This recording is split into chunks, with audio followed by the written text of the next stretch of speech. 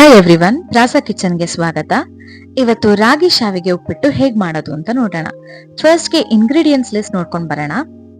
ಶಾವಿಗೆ 500 ಗ್ರಾಮ್ ಅಷ್ಟು, ಈರುಳ್ಳಿ 3 ಮೀಡಿಯಂ ಸೈಜ್ ಎಂದು, ಟೊಮ್ಯಾಟೊ ಸಣ್ಣದ್ದು 2, ಬೀನ್ಸ್ 1 ಮೀಡಿಯಂ ಬೌಲಿನಷ್ಟು, ಪೊಟ್ಯಾಟೊ 1, ಕ್ಯಾರೆಟ್ 1, ಬಟಾಣಿ ಸಣ್ಣ ಕಪ್ಪಿನಷ್ಟು, ಕೊತ್ತಂಬರಿ ಸೊಪ್ಪು ಸ್ವಲ್ಪ, ನಿಂಬೆಹಣ್ಣು ಅರ್ಧ, ಕರಿಬೇವು ಸ್ವಲ್ಪ, ಜೀರಿಗೆ ಅರ್ಧ ಟೇಬಲ್ ಸ್ಪೂನ್ ಅಷ್ಟು, ಶುಂಠಿ ಬೆಳ್ಳುಳ್ಳಿ ಪೇಸ್ಟ್ 1 ಟೇಬಲ್ ಸ್ಪೂನ್ ಅಷ್ಟು, ಹಸಿ ಮೆಣಸಿನಕಾಯಿ 3, ಕಾಳು ಮೆಣಸಿನ ಪುಡಿ ಅರ್ಧ ಟೇಬಲ್ ಸ್ಪೂನ್ ಅಷ್ಟು, ಜೀರಿಗೆ ಪುಡಿ ಅರ್ಧ ಟೇಬಲ್ ಸ್ಪೂನ್ ಅಷ್ಟು, ಎಣ್ಣೆ 3 ಟೇಬಲ್ ಸ್ಪೂನ್ ಅಷ್ಟು, ಸಾಸಿವೆ ಮತ್ತೆ ಉಪ್ಪು.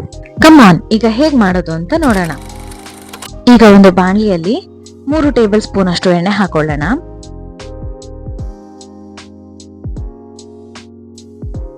ಎಣ್ಣೆ ಕಾದ ನಂತರ ಒಂದ್ ಸ್ವಲ್ಪ ಸಾಸಿವೆ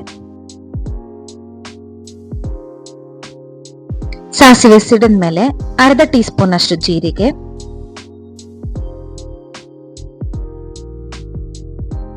ಒಂದ್ ಪಾತ್ರೆಯಲ್ಲಿ ನೀರ್ ಕಾಯಕ್ಕಿಟ್ಕೊಳ್ಳೋಣ.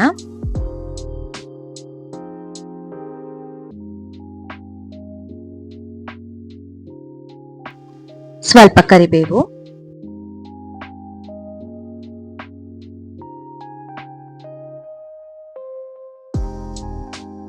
ನಾವು ಸೀಲಿಟ್ಕೊಂಡಿರುವಂತಹ 3 ಹಸಿಮೆಣಸಿನಕಾಯಿನ ಹಾಕೊಳ್ಳೋಣ.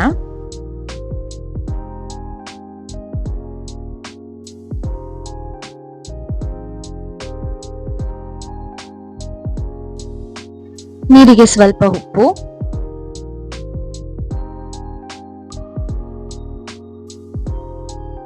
ಮತ್ತೆ ಸ್ವಲ್ಪ ಎಣ್ಣೆಯನ್ನ ಆಡ್ ಮಾಡ್ಕೊಳ್ಳೋಣ. ಉಪ್ಪು ಮತ್ತೆ ಎಣ್ಣೆ ಹಾಕೋದ್ರಿಂದ ಶಾವಿಗೆ ಬಿಡಿ ಬಿಡಿಯಾಗಿ ಬರುತ್ತೆ ಮತ್ತೆ ರುಚಿ ಕೂಡ ಹಿಡಿಯುತ್ತೆ.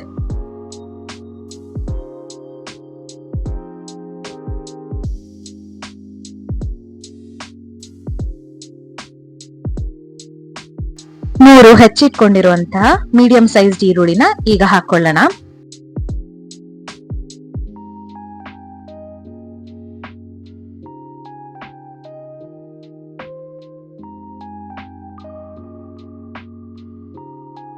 ಒಂದು ಸಣ್ಣ ಕಪ್ಪಷ್ಟು ಬಟಾಣಿ ಹಾಕೊಳ್ಳೋಣ. ಇದು ಹಸಿ ಬಟಾಣಿ ಆಗಿರೋದ್ರಿಂದ ನಾನು ನೆನ್ಸಿಟ್ಟಿಲ್ಲ. ಒಣ ಬಟಾಣಿ ಆದ್ರೆ ನೆನ್ಸಿಟ್ಟು ಒಂದ್ ಸ್ವಲ್ಪ ಬೇಯಿಸಿ ಆಮೇಲೆ ಹಾಕೋಬಹುದು.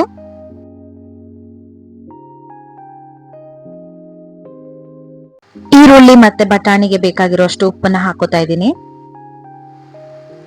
ಉಪ್ಪು ಹಾಕೋದ್ರಿಂದ ಬೇಗ ಕಲರ್ ತಿರುಗುತ್ತೆ ಮತ್ತೆ ಬೇಗ ಬೇಯುತ್ತೆ. ಈರುಳ್ಳಿಗೂ ಕೂಡ ಒಳ್ಳೆ ರುಚಿ ಇಟ್ಕೊಳ್ಳುತ್ತೆ.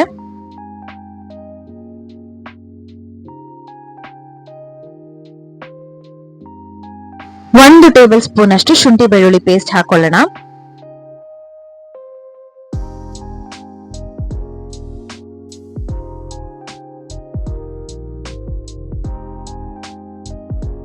ಈಗ ನೀರು ಕುದೀತಾ ಇದೆ.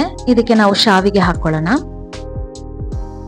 ಶಾವಿಗೆ ಹಾಕಿದ ತಕ್ಷಣ ಒಲೆ ಆಫ್ ಮಾಡ್ಬಿಡಿ.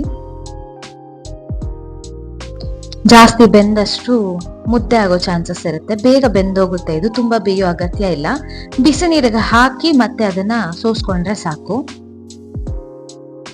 ಈಗ ಇದಕ್ಕೆ 1 ಬೌಲ್ ಅಷ್ಟು ಸಣ್ಣ ಹೆಚ್ಚಿಟ್ಕೊಂಡಿರುವಂತ ಬೀನ್ಸ್ ನ ಹಾಕೋತಾ ಇದ್ದೀನಿ. 1 ಕ್ಯಾರೆಟ್ ನ ಸಣ್ಣಗೆ ಹೆಚ್ಚಿಟ್ಕೊಂಡಿರೋದನ್ನ ಹಾಕೋತಾ ಇದ್ದೀನಿ.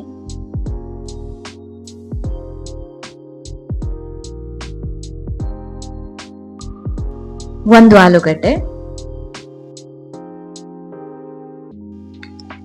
ಎಲ್ಲಾ ತರಕಾರಿಗಳು ಹಾಕೊಂಡ್ಮೇಲೆ ಸ್ವಲ್ಪ ತಿರುಗಿಸ್ಕೊಟ್ಕೊಂಡ್ರೆ ಸಾಕು.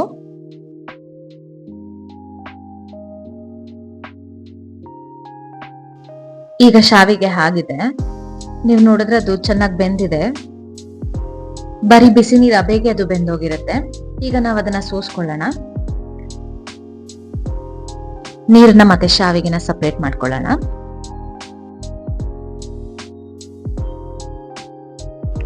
ಇದಕ್ಕೆ ಮೇನ್ ಥಿಂಗ್ ಏನಂದ್ರೆ ಇವಾಗ ತಣ್ಣೀರ್ನ ಬಿಟ್ಟು ಅದ್ ಬಿಸಿ ಏನಿದೆ ಆ ಬೆನ ಅದನ್ನ ಕಡಿಮೆ ಮಾಡಬೇಕು. ಇಲ್ಲ ಅಂತಂದ್ರೆ ನಿಮಗೆ ಶಾವಿಗೆ ಮುದ್ದೆ ಆಗೋಗುತ್ತೆ. ಇದು ಮಸ್ಟ್ ಅಂಡ್ ಶುಡ್ ಫಾಲೋ ಮಾಡ್ಬೇಕಾಗಿರೋ ಪ್ರೊಸೀಜರು.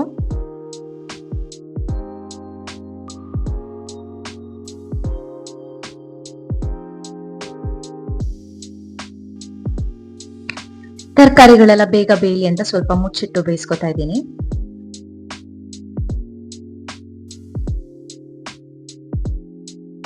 ಅರ್ಧ ಟೇಬಲ್ ಸ್ಪೂನ್ ಅಷ್ಟು ಜೀರಿಗೆ ಪುಡಿ, ಮತ್ತೆ ಅರ್ಧ ಟೇಬಲ್ ಸ್ಪೂನ್ ಅಷ್ಟು ಪೆಪ್ಪರ್ ಪೌಡರ್ ನ ಆಡ್ ಮಾಡ್ಕೊಂತಾ ಇದ್ದೀನಿ. ಬೇಕಾದ್ರೆ ನೀವು ಗರಂ ಮಸಾಲ ಕೂಡ ಒಂದು 1/4 ಟೇಬಲ್ ಸ್ಪೂನ್ ಅಷ್ಟು ಆಡ್ ಮಾಡ್ಕೋಬಹುದು. 2 ಸಣ್ಣಗಿರೋ ಟೊಮ್ಯಾಟೋನ ಹಚ್ಚಿಟ್ಕೊಂಡಿದೀನಿ ಸಣ್ಣಗೆ, ಅದನ್ನ ಹಾಕೊಂತಾ ಇದೀನಿ.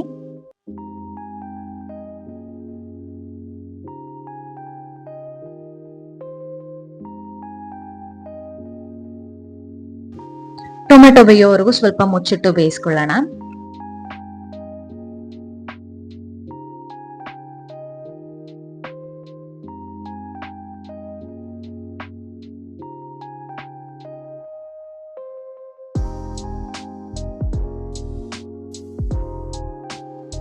ಈಗ ನೋಡ್ತಿರ್ಬೋದು ನೀವು, ಟೊಮೆಟೊ ಎಲ್ಲ ಆದಷ್ಟು ಬೆಂದೋಗಿದೆ, ತರಕಾರಿನೂ ಫ್ರೈ ಆಗಿದೆ.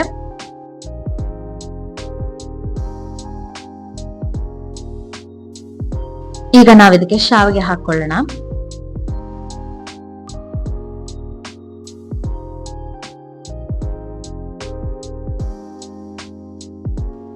ಶಾವಿಗೆ ಹಾಕಿದ್ಮೇಲೆ ಜಾಸ್ತಿ ಕೈ ಆಡ್ಸೋದ್ ಬೇಡ,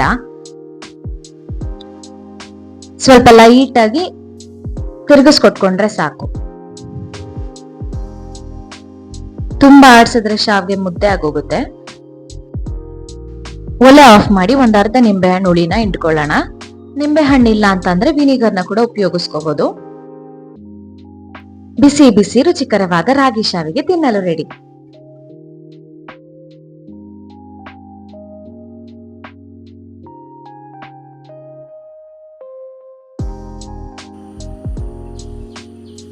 ಉಪ್ಪು ಖಾರ ಹುಳಿ ಎಲ್ಲ ಕರೆಕ್ಟ್ ಆಗಿದೆ.